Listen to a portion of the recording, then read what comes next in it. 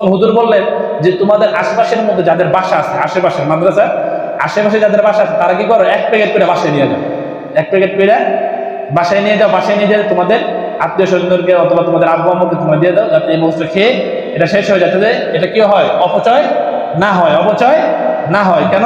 ইন্নাল মুবাযযিরিনা কানু ইখওয়ানা শায়াতিন, যে অপচয়কারী শয়তানের ভাই। অপচয়কারী কি ভাই? শয়তানের ভাই। দেখেন এই জিনিসটাকে অপচয় না করার জন্য এই জিনিসটা ভারত থেকে বাংলাদেশের মধ্যে চলে আসছে। চিন্তা করতেছেন? মানুষের ভিতরেও এখনো আল্লাহর ভয় আছে।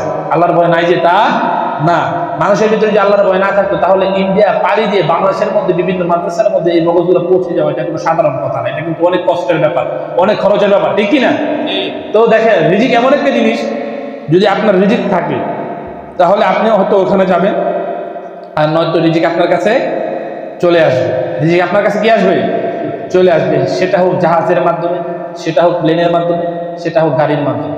তো আলী রাদিয়াল্লাহু তাআলা আনহু ওই রিজিকের ভাগ বন্টন করে বলে দিলেন যে এইটাই কি, এই যে দুধটা যে বাটিতে বেশি ওনার হচ্ছে ছেলে, আর যে বাটিতে কম ওনার হচ্ছে মেয়ে।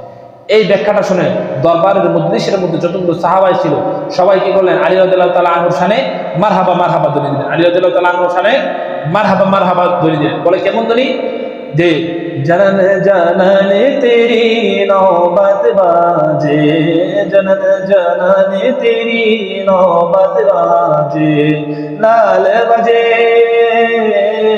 है लाल बजे मेरा रखियो भाला झूले लाल ने सिलीड़ी दा से बलदास फी शाहबाज कलंदर दमादम मस्त कलंदर আলী দা পহেলা নম্বর।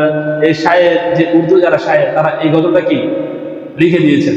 তো এরকম ভাবে তারা আলী রাদিয়াল্লাহু তাআলার শানে মারহাবা মারহাবা ধ্বনি দিচ্ছেন।